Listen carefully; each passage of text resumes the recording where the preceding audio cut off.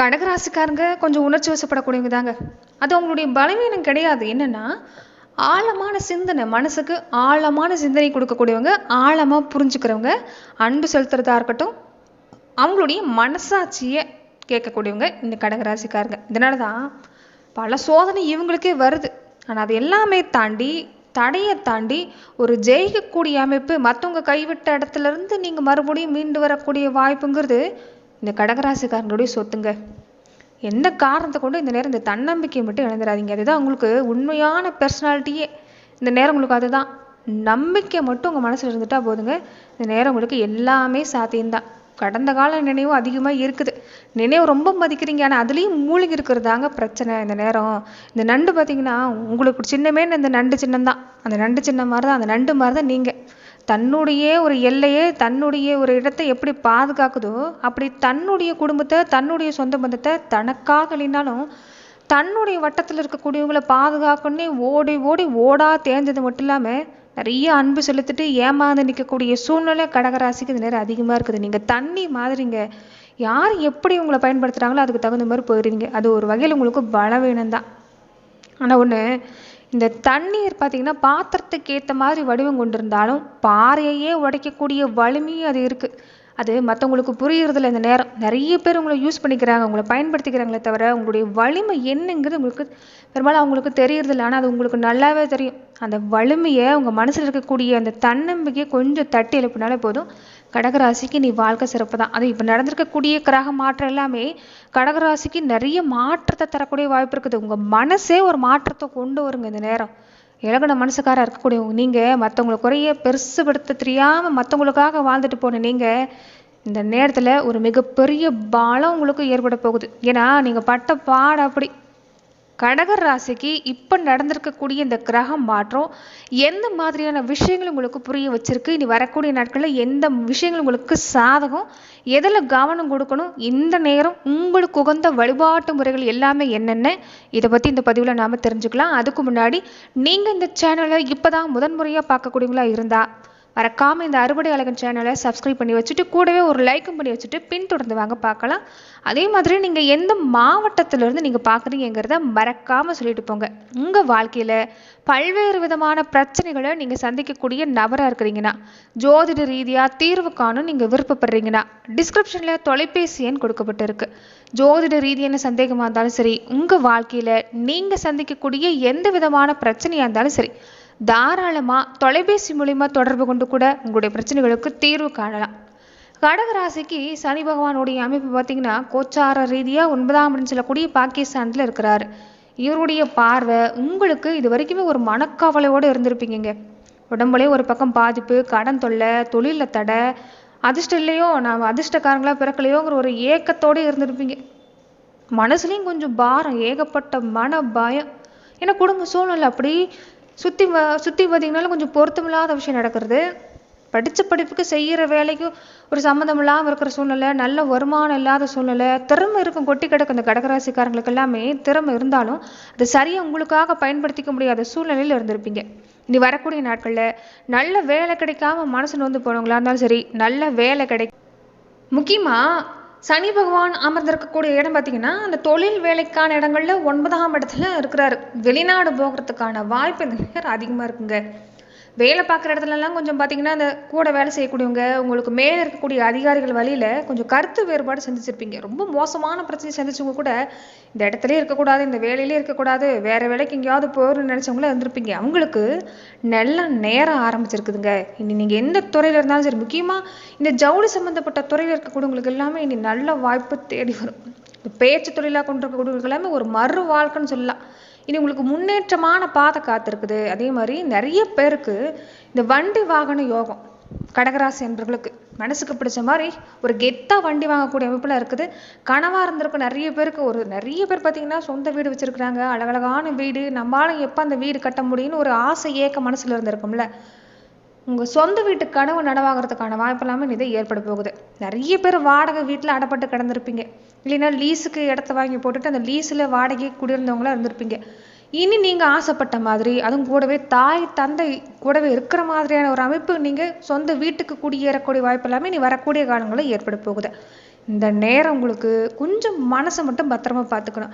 அதாவது நிறைய பேர் ஆசை வார்த்தை சொல்லுவாங்க இந்த நேரத்தில் எல்லாமே. கோடி ரூபா வரதா இருந்தாலும் குறுக்கு வழியில் மட்டும் பணம் சம்பாதிக்கிற ஒரு எண்ணம் வேண்டாம். அது கடகராசிக்கு ஒத்து வராது. கொஞ்சம் கவனம் கொடுக்க பாருங்க. அதே மாதிரி இந்த நேரம் இந்த தாய் தந்தையுடைய ஆரோக்கியம் சிறப்பாக இருக்குது. முன்னாடி விட இந்த நேரம் எந்த காரியமும் அதிக ஈடுபாட்டோட செய்வீங்க.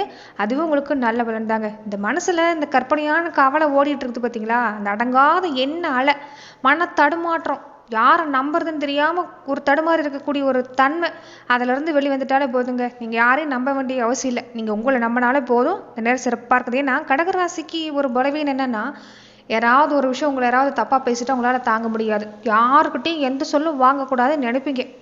அது எந்த ராசிக்காரங்களாக இருந்தாலும் சாத்தியம் இல்லை.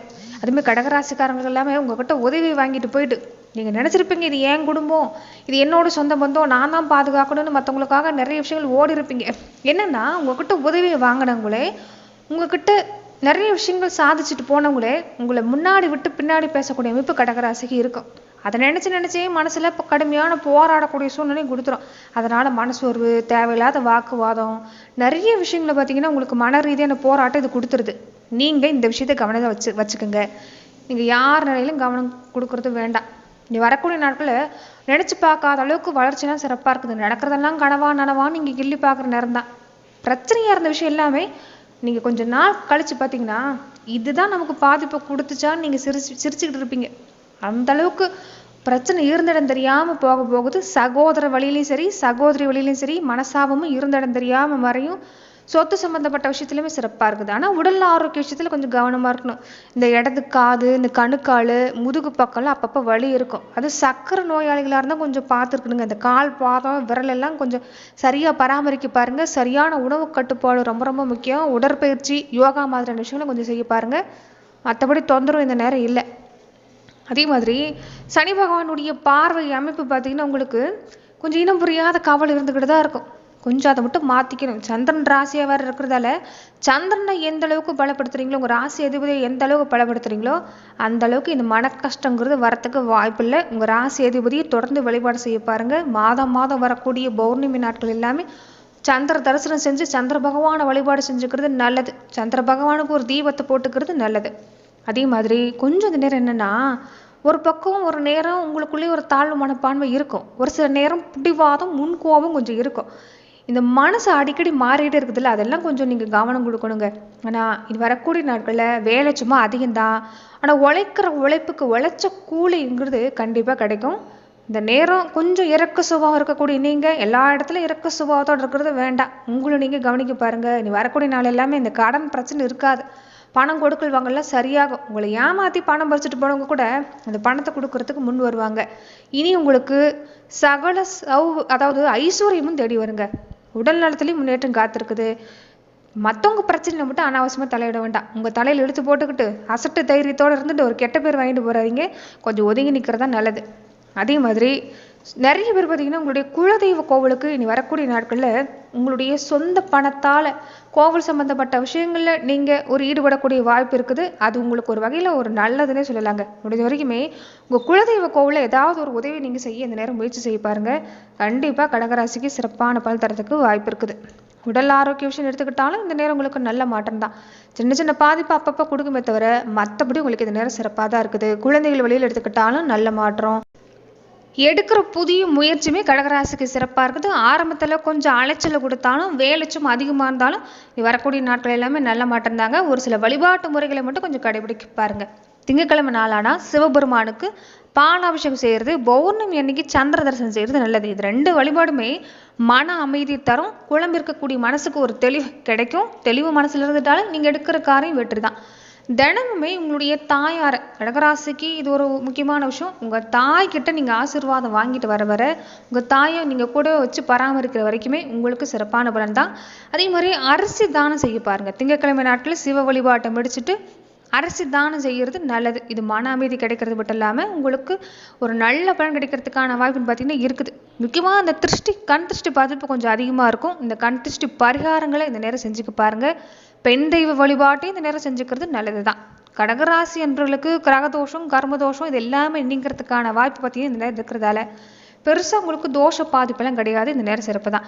மாதம் ஒரு முறை நீங்கள் அரிசி தானம் செய்கிற மாதிரி இந்த நேரத்தில் இந்த தண்ணீர் பந்தல் அமைக்கிறது, இந்த குளத்தில் இருக்கக்கூடிய மீன்களுக்கு அரிசி பொறி போடுறது, இது எல்லாமே உங்களுக்கு சிறந்த பரிகாரமாக கடகராசி அன்பர்களுக்கு அமையும்.